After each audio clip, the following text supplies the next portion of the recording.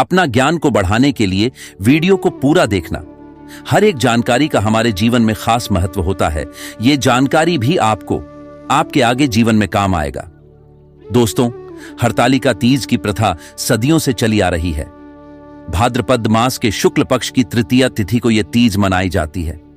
कहा जाता है कि माता पार्वती ने भी भगवान शिव को पति के रूप में प्राप्त करने के लिए हरतालिका तीज का व्रत किया था, और इसे कारण मान्यता है कि यह व्रत करने वाली महिलाएं देवी पार्वती के समान सुखपूर्वक जीवन यापन करके शिवलोक को प्राप्त करती है। इस व्रत को करने से वैवाहिक जीवन सुखमय बनता है और पति पत्नी के बीच आपसी प्रेम बढ़ता है।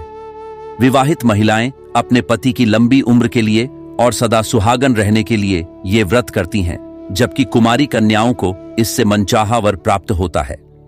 लेकिन इस व्रत को पूरे विधि विधान से और सही तरीके से करने पर ही लाभ मिलते हैं। आज के इस वीडियो में हम आपको बताएंगे हरतालिका तीज की तिथि और शुभ मुहूर्त के साथ ही प्रदोष काल के समय के बारे में, और पूजा विधि के साथ ही व्रत से जुड़े कुछ अनिवार्य नियमों के बारे में बताएंगे, जिनके बिना आपका व्रत अधूरा रह सकता है, और बताएंगे इस दिन क्या खाएं क्या ना खाएं, इस व्रत से जुड़ी हर चीज के बारे में आप इस वीडियो में जान पाएंगे, तो इसे आखिरी तक जरूर देखें और विधिवत तरीके से व्रत करके मां पार्वती से सुख समृद्धि पारिवारिक जीवन का आशीर्वाद पाए। और कमेंट बॉक्स में जय मां पार्वती लिखना बिल्कुल ना भूलें। दोस्तों, हरतालिका तीज का व्रत सुबह से लेकर रात तक रखा जाता है। हरतालिका तीज के दिन तीज माता की पूजा की जाती है। इस दिन सुबह और प्रदोष काल के समय दोनों ही समय में पूजा जरूर करनी चाहिए। इस बार हरतालिका तीज व्रत हिंदू पंचांग के अनुसार 17 सितंबर को सुबह 11:08 से तृतीया तिथि प्रारंभ होगी और 18 सितंबर 2023 को दोपहर 12:39 पर समाप्त होगी। प्रातः काल हरतालिका पूजा मुहूर्त 18 सितंबर को सुबह 6:07 से सुबह 8:34 तक रहेगी। इस दिन प्रातःकाल स्नान करने के बाद सुबह को व्रत का संकल्प लेकर पूजा करने के लिए भगवान शिव, मां पार्वती और भगवान गणेश की रेत और काली मिट्टी मिलाकर प्रतिमा बनाई जाती है। इस दिन सुहागिन महिलाओं को 16 श्रृंगार करके ही पूजन करना चाहिए, क्योंकि ये व्रत पति की लंबी आयु और सुखी वैवाहिक जीवन की कामना से रखा जाता है। इस व्रत के कुछ जरूरी नियम होते हैं, जिनके तहत कुछ खास सामग्री का होना जरूरी होता है।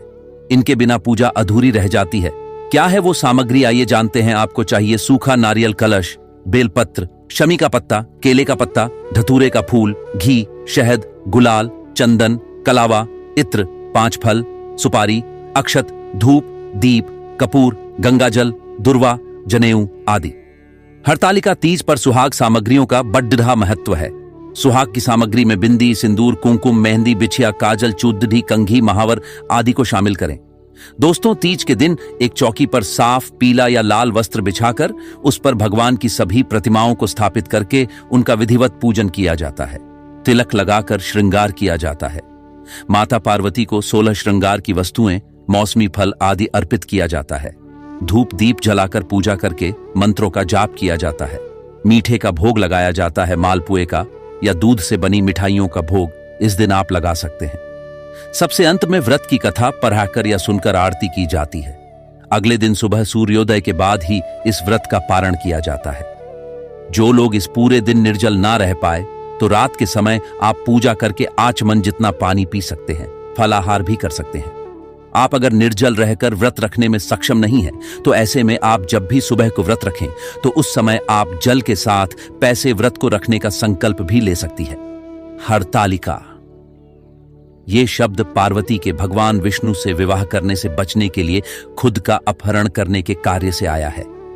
ये वो दिन था जब भगवान शिव ने पार्वती के 108 पुनर्जन्मों के बाद अंततः अपनी पत्नी के रूप में स्वीकार किया था, और इसी कारण यह दिन भगवान शिव और पार्वती के बीच के बंधन और रिश्ते को भी मनाता है। इसलिए इस दिन उन दोनों की पूजा देवी पार्वती के कड़ही तपस्या और समर्पण के लिए तीज माता के रूप में की जाती है। कुमारी कन्याएं अगर इस व्रत को रखती हैं, तो उन्हें मनचाहे जीवन साथी की प्राप्ति होती है। भगवान शिव जैसे गुणों वाले वर की प्राप्ति होती है। सुहागिन महिलाओं के सुहाग की रक्षा होती है, उनकी संतान की रक्षा होती है। कहते हैं कि जिन लोगों के विवाह में बाधा आ रही हो, उन्हें हरतालिका तीज के दिन पार्थिव शिवलिंग बनाकर 21 बेलपत्र अर्पित करके पार्थिव शिवलिंग की कम से कम 3 बार परिक्रमा करनी चाहिए। फिर ओम नमः शिवाय मंत्र का 108 बार जाप करना चाहिए। भगवान शिव और देवी पार्वती का गठबंधन करना चाहिए। वर और वधू की तरह आप माता पार्वती और भगवान शिव के बीच में चुनरी बांधकर गठबंधन कर सकते हैं, जिसमें 3 गांठें लगाई जाती है। आप कलावे से भी गठबंधन कर सकते हैं। गठबंधन करने के साथ ही आप माता पार्वती को श्रृंगार की सामग्री अर्पित करें, कोई फल या मिठाई अर्पित करें और अपनी मनोकामना की पूर्ति के लिए प्रार्थना करें। ओम उमा महेश्वराय नमः। इस मंत्र का 108 बार जप करने से जिन लोगों के विवाह में बाधा आ रही है, उनका विवाह भी शीघ्र हो जाता है। वैवाहिक जीवन भी सुखद होता है। हरतालिका तीज व्रत सफल संपूर्ण तरीके से करने के लिए कुछ जरूरी नियमों के बारे में जान लेना आवश्यक होता है। अगर आप ये व्रत पहली बार रख रही हैं तो ये बातें आपको जरूर जाननी चाहिए। लेकिन दोस्तों, उससे पहले आपसे रिक्वेस्ट करते हैं कि वीडियो को लाइक जरूर करिएगा, दोस्तों को शेयर कर दीजिएगा, और अगर आपने अभी तक चैनल को सब्सक्राइब नहीं किया है तो चैनल को सब्सक्राइब करके बेल आइकन जरूर दबाइएगा।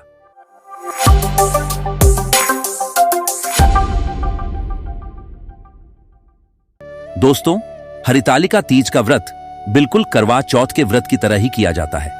यह व्रत निराहार और निर्जल रखा जाता है। इस व्रत में सुबह के समय सरगी खाई जाती है। अगर आप इस दिन व्रत नहीं भी रखते हैं तो भी शिव पार्वती की पूजा अवश्य करें। व्रत की कथा पढ़े या सुने मान्यता है कि अगर कोई भी कुंवारी या विवाहित महिला एक बार इस व्रत को रखना प्रारंभ कर देती है तो उसे जीवन भर यह व्रत रखना ही होता है। केवल कुछ विशेष परिस्थितियों में ही आप इस व्रत को बीच में छोड़ दी सकती है। अगर किसी महिला को इस दिन मासिक धर्म आ जाता है तो ऐसी अवस्था में भी आपको यह व्रत रखना होता है। ऐसे में आप खुद पूजा ना करें, घर के किसी अन्य महिला से या कन्या से इस दिन पूजा करवाएं, फिर दूर बैठकर व्रत की कथा सुने। आप मानसिक पूजन, मन में मंत्रों का जाप आदि कर सकती है, उपवास रख सकती है। बीमार होने पर भी दूसरी महिला से यह व्रत करवाएं और इसके बदले आप उन्हें सुहाग का सामान और दक्षिणा भी जरूर दें, और माता पार्वती और भगवान शिव की पूजा करके उनसे व्रत ना रखने के लिए क्षमा याचना करें। फिर अगले साल आपको यह व्रत रखना चाहिए। इस व्रत में किसी भी प्रकार से अन्न और जल ग्रहण नहीं किया जाता है। अगले दिन सुबह पूजा के बाद जल पीकर व्रत खोलने का विधान है, लेकिन भारत के कुछ क्षेत्रों में व्रत खत्म होते ही जल ग्रहण करने की भी मान्यता है। कहा जाता है कि जिस तरह का पदार्थ इस दिन ग्रहण कर लिया जाता है, उस पदार्थ की प्रकृति के अनुसार व्यक्ति का अगला जन्म उस अनुरूप योनि में होता है। तो अगर आप धूम्रपान या नशीले पदार्थों का सेवन करते हैं तो व्रत के दौरान ये सब करने से बचें। तीज के व्रत के दौरान जंक फूड का सेवन करने से बचें। इससे नींद आने की समस्या बढ़ जाती है। व्रत में मांसाहार का सेवन करने की सख्त मनाही होती है। मांसाहार से जीव हत्या होती है, जिससे व्रत खंडित हो सकता है। व्रत में प्याज और लहसुन जैसे दुर्गंध देने वाली चीजों का सेवन करने से भी बचें। हरतालिका व्रत के दौरान महिलाएं पूरे दिन ना सोएं और रात्रि में भी एक साथ मिलकर यथासंभव रात्रि जागरण करें। जागकर मिट्टी के बनाए शिवलिंग की प्रहर अनुसार पूजा करनी होती है।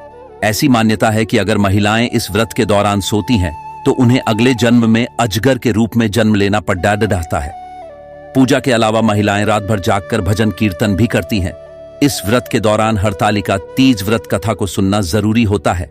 मान्यता है कि कथा के बिना इस व्रत को अधूरा माना जाता है। हमारे इस चैनल पर व्रत की कथा उपलब्ध है, उसे सुनने का लाभ आप जरूर उठाएं। हरतालिका तीज व्रत के दिन महिला को घर पर क्लैश कलह नहीं करना चाहिए, अपने गुस्से पर काबू रखना चाहिए। धार्मिक मान्यताओं के अनुसार तीज के व्रत से एक दिन पहले हाथों में मेहंदी इसलिए लगाई जाती है ताकि मन शांत और ठंडा रह सके। इस दिन बड़े बुजुर्गों का भी अपमान करने से बचना चाहिए, नहीं तो व्रत का लाभ आपको नहीं मिलेगा। शिव जी, मां पार्वती और गणेश जी की प्रतिमा को अगले दिन सुबह विधिवत तरीके से विसर्जित करने के बाद ही व्रत का पारण किया जाता है। आइए जानते हैं इस दिन क्या खाएं क्या ना खाएं। हरतालिका व्रत में सूर्योदय से पहले या मध्य रात्रि में महिलाएं सरगी करती हैं। सरगी में नमक युक्त भोजन नहीं करना चाहिए। सरगी सास द्वारा बहू को दिया गया भेंट और आशीर्वाद होता है। सास अपनी बहू को सरगी की थाली देती है। इसमें सूखे मेवे, फल और सुहाग का सामान होता है। व्रत शुरू करने से पहले इसे खाया जाता है, जिससे कि पूरे दिन व्रत में थकान और भूख प्यास ना लगे। वैसे तो सरगी की प्रथा पंजाबी समुदाय में ज्यादा प्रचलित है, लेकिन अब पूरे भारतवर्ष के लोगों ने इसे अपनाया है। सरगी में आप फल, फलों के रस, नारियल पानी, सूखे मेवे और मुरब्बा खा सकती हैं। इससे आपको ऊर्जा मिलेगी और शरीर में पानी की कमी नहीं होगी। साथ ही व्रत के दिन भूख भी नहीं लगेगी। तीज का निर्जला व्रत शुरू करने से पहले खीरा खाना अच्छा माना जाता है। इससे शरीर में पानी की कमी नहीं होती है। नारियल पानी, अनार का रस आदि भी पी सकते हैं। इससे व्रत के दौरान भरपूर ऊर्जा मिलेगी। नारियल पानी में कई तरह के मिनरल्स होते हैं। अनार के जूस में विटामिन सी और आयरन भरपूर मात्रा में होता है, जिसके सेवन से प्यास नहीं लगती है। हरतालिका तीज के अगले दिन यानी चतुर्थी तिथि लगने के बाद ही पारण करना चाहिए। व्रत का पारण कभी भी नमक युक्त भोजन से ना करें। आप पानी, शरबत, फल या मीठे से व्रत खोले। पारण में पानी धीरे धीरे पिएं, फिर किसी मीठी चीज का सेवन करें। मीठी चीज का सेवन करने और प्रसाद ग्रहण करने के बाद ही नमक से बना भोजन मुंह में डालें। इस सोमवार के दिन तीज है तो कोशिश करेंगे कि रविवार की रात को भोजन जल्दी कर ले, ताकि खाना आसानी से पच सके। रात में पूरी नींद लें, जिससे आप अगले दिन पूरी ऊर्जा के साथ व्रत और पूजा कर सके। माता पार्वती आपको व्रत सफल संपूर्ण तरीके से करने की भरपूर शक्ति ने। कमेंट बॉक्स में जय मां पार्वती अवश्य लिखें। तो दोस्तों, ये थे आज की छोटी सी जानकारी। ये जानकारी कैसा लगा आप हमें कमेंट में जरूर बताएं। और हां, कमेंट में अपना नाम और राशि जरूर लिखना, ताकि आने वाले समय में आपको आपके राशि के अनुसार हम उपाय और सुझाव बता सके। वीडियो को आगे शेयर करना न भूले। आपके एक छोटे से प्रयास किसी की जीवन में खुशहाली ला सकता है। जय श्री राम। धन्यवाद।